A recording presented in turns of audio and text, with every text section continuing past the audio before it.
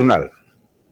Nah, kalau mau tembus ke jurnal terakreditasi minimal Sinta 2, itu sudah bisa menjadi modal untuk persyaratan promosi.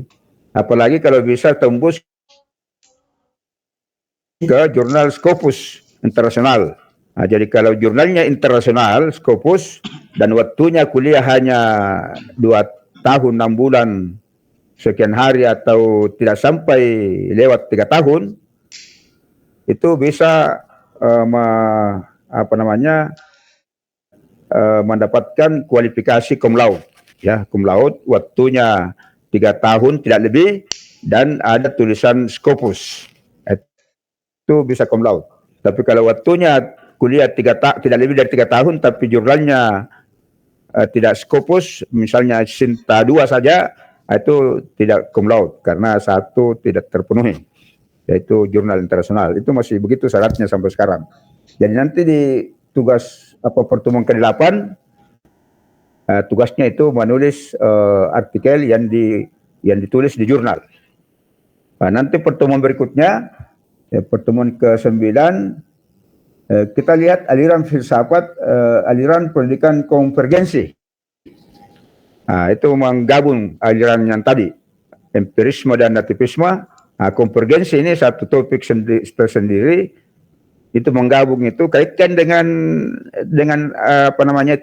aliran teologi keislaman. Nah, bagaimana Tuhan menciptakan manusia itu, apakah dia kosong atau tidak ada isinya lahir, atau memang sudah ada isinya. Kemudian dikaitkan dengan teori filsafat. Nah, jadi kalau teori konvergensi ini, manusia diciptakan oleh Allah Subhanahu wa taala, sudah punya dasar, sudah ada potensi, tetapi potensi itu tidak bisa berkembang kalau tidak dididik. Nah, jadi itu arahnya ke situ. Jadi ada bakat tapi tidak dididik, itu tidak bisa berkembang baik. Atau sebaliknya, kita didik setengah mati tapi tidak ada bakatnya, setengah mati juga berkembang. Siapakah itu? Ada penyanyi dangdut, siapakah itu? Kodong, Ati. Atau siapa lagi dari Masamba itu? Siapakah orang Masamba di sini kah? Siapa itu namanya yang Masamba itu? Epi Masamba. Itu konon ceritanya, Epi Masamba, Eti atau Epi? Epi ya? Epi. Konon ceritanya itu Epi Masamba, dia tinggal di kebun bersama neneknya, berjaga di kebun, tapi punya bakat menyanyi. Jadi sambil cabut-cabut rumput menyanyi juga. Ada bakatnya menyanyi. Tapi karena tinggal di kebun, tidak bisa berkembang. Tidak ada yang ngajar dia, tidak ada yang bimbing bagaimana menyanyi dengan baik. Nah, tetapi kemudian datang itu jasa baik dari Indosiar, itu mendaftar orang-orang yang punya bakat menyanyi. Nah, maka Evi ikut mendaftar. Nah, setelah ikut mendaftar, dites, lulus dia. Dibina, dibimbing, caranya menyanyi bagaimana, suaranya bagaimana. Akhirnya ada bakatnya dan dapat bimbingan. Itu Evi menjadi orang internasional, dipanggil ke negara-negara luar juga menyanyi. Karena filsafat tadi itu, teori konvergensi. Jadi bakatnya dibimbing.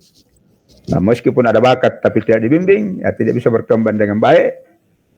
Sebaliknya juga dibimbing setengah mati, tetapi tidak ada bakatnya, itu juga susah berkembang. Jadi itu teori konvergensi nanti di pertemuan ke-9. Ini sudah mau jam 12 ya. Kita persingkat saja supaya kita bisa salat zuhur ya. Yang ke-10,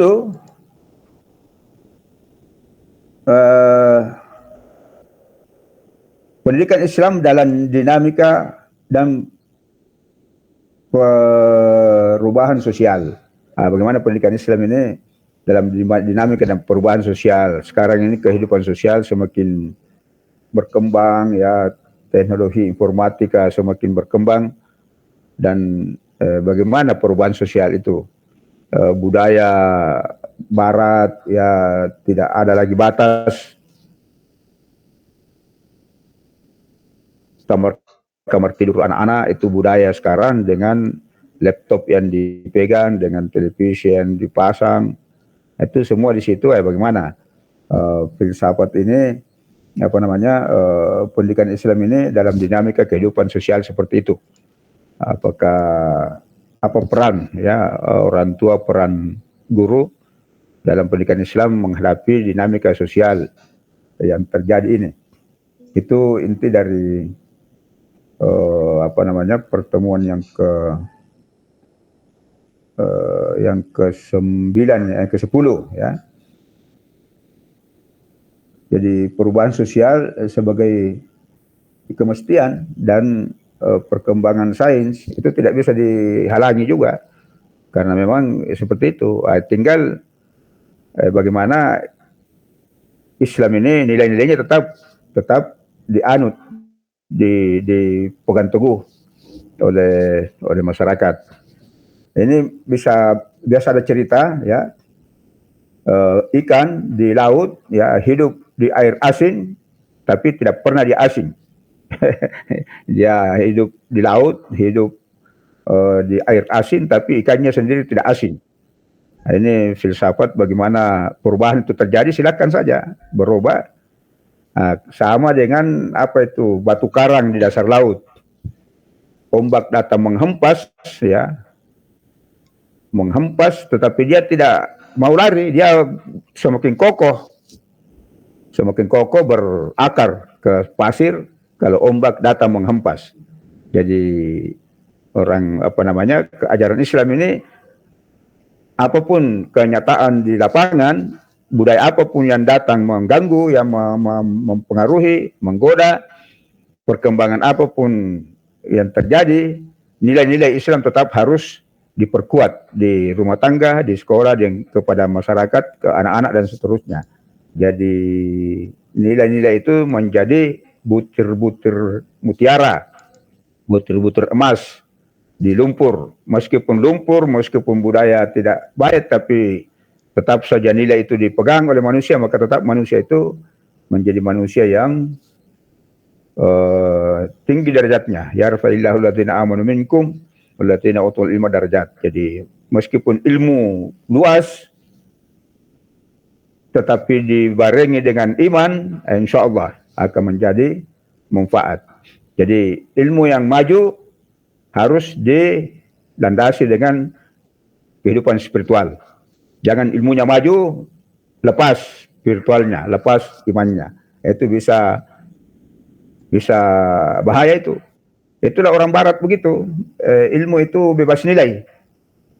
Bebas nilai itu artinya mau di apa saja ilmunya. Kalau ilmunya ada negara yang mau dibom, maka dia bikin bom untuk memusnahkan manusia di negara itu. Itu tidak betul, karena tidak manfaat.